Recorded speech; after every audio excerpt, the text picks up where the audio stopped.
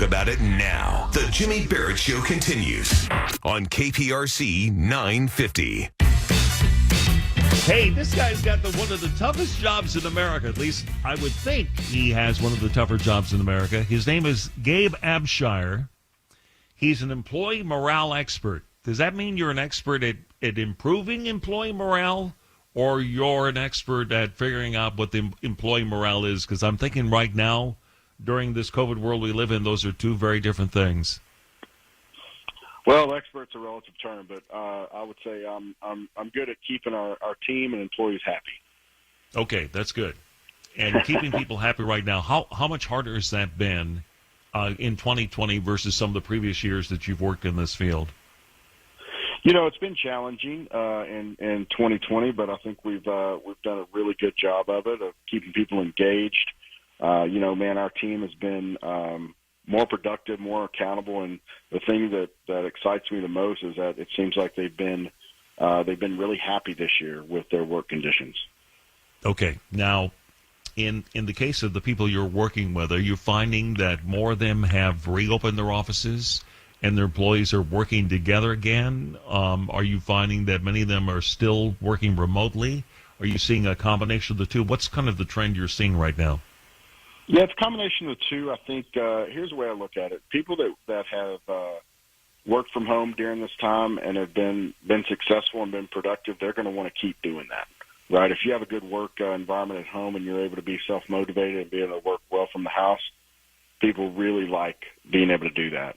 If you're not that type of person that has to come into the office in order to get your work done, I think employers are making that available to people to get back into the office. And then, for the folks that neither one of those situations don't work out for them, they're back in the office. So I would say it's probably about 60% of the people are back in the office, and we've got 40% of the people still working from home is what I'm seeing. Yeah. I'm sure a lot of business people right now, the ones who, like our company, operate normally out of our studios are normally in an office building in the Galleria area of Houston. We've had parts of our staff who have been there through the entire thing. We've had parts of our staff who have not been there at all. We have other parts of our staff that have kind of been in and out. So we're kind of a microcosm of all that. I think there's been a concerted effort by Eddie Martini, who's our boss, to connect with the employees, however it has to be done, whether, to continue to do many of the things that we would normally do. We may be doing them on Zoom or on team meetings versus doing them in person, but we're still doing the things we would normally do. That's I would think, a key part to keeping people engaged. Yeah, absolutely. I mean, I think what this pandemic has done is I think it's made people realize that there's a lot of things that can be done remotely or from home that before this we just thought you had to be in the office for. And so, Zoom and Teams have definitely kept people engaged and kept them productive. And so, I think this is going to be, I think it's going to be something that employers are going to have to offer this kind of hybrid work from home in the future. So you think this is going to be a change that is more permanent in nature? This is not temporary, and once the vaccine kicks in and we kind of eradicate COVID-19, eventually at some point we return back to normal. Do you see this as a game changer? I do. I don't think that for the people that were successful from home and were able to be able to do that, for the industries that were able to be able to work remotely, I think it's going to change what our workplace looks like after COVID is gone and eradicated. I mean, just think about it, man. I mean, if you were able to work successfully from home, you're more productive, you're more accountable, you're happy, you're around your family, you're taking breaks to go, spend time with the kids or the wife, and you just have more free time. Not to mention the commute. I mean, some people are saving them 2 hours a day, if not more.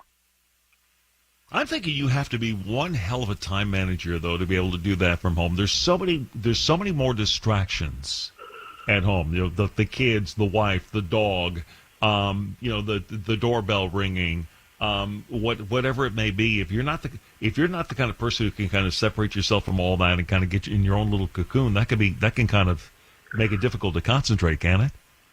For sure, you've got to have the right mindset. If you're not the person that's going to be self-motivated, you're going to be able to knock things out, and you're going to be taken away by distractions. I think it's going to be tough to work from home, and maybe you're going back in the office. But think about when things get back to kids are in school and the house isn't so crazy.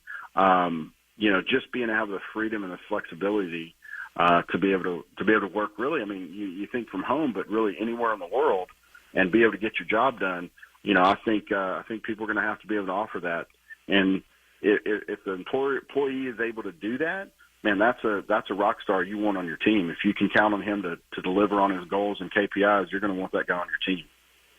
Gabe Abshire, I'm pretty sure you're not a psychiatrist or a psychologist, so I'm probably barking up the wrong tree even asking you this. But to me, COVID-19 has been the greatest gift you could ever give to an introvert. You have absolutely you've been told to go home and stay home. You've been told if you can work from home, work at home.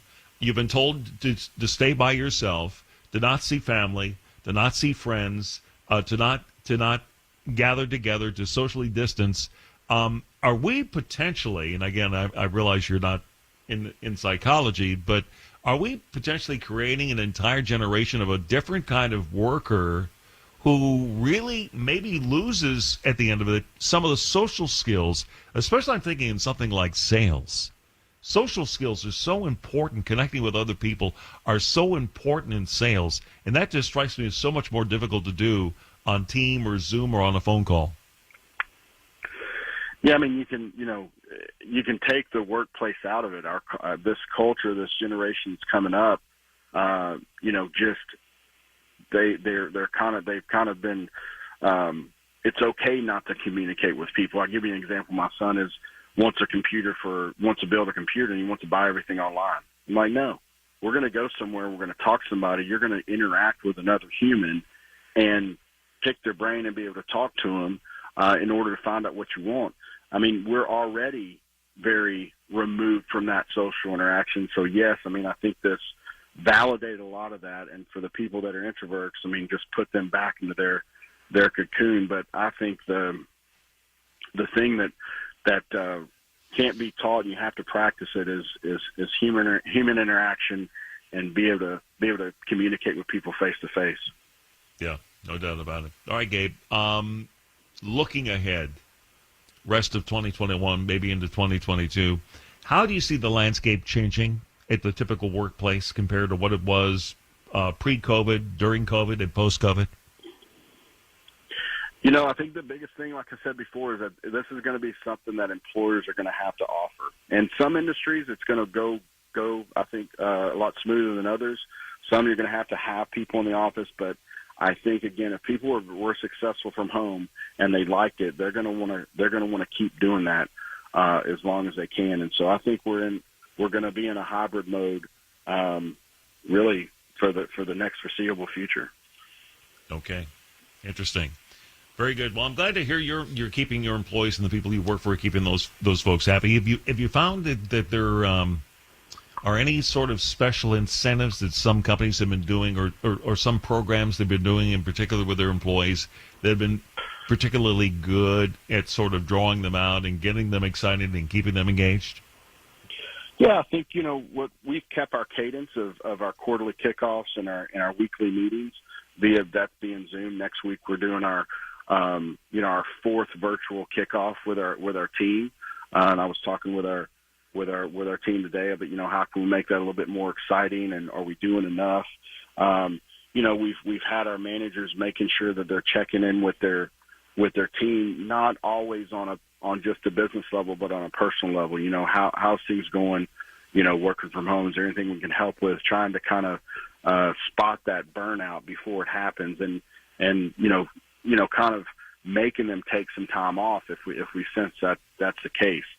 Because burnout can happen when you're in the office, but when you're at home, you seem to be working more, and so just a little bit more personal communication with the team has helped. And then we've been doing a bunch of care packages and things like that, just trying to keep everybody engaged and keep that culture alive. That's a great point about the vacation, because I'm thinking a lot of people, when they're working at home and not in the office, they kind of I'm not saying that they feel like they're on vacation, but they feel like if they're not at the office, then they're not being seen. If they're not being seen, then the last thing they want to do is ask for time off. And I've heard, at least anecdotally, that there are a lot of people who didn't use up vacation time this past year because of that very reason. They felt like, well, I'm not in the office. They probably think I'm slacking off as it is. I don't want to take any time off and make them think I really am. Yeah, and that just that's not a great situation to be in, because you need the time off. You need time away. Like, shut the computer down, log it down. I'm locking you out of your CRM. Like, you're going to have to take some time off to just kind of go and recharge. All right. Hey, Gabe, good to hear from you. Thank you, sir. Appreciate it. Hey, great. Appreciate it. Thanks so much. Talk to you soon. You bet. All right, take care. Gabe Abshire, employee morale expert, joining us.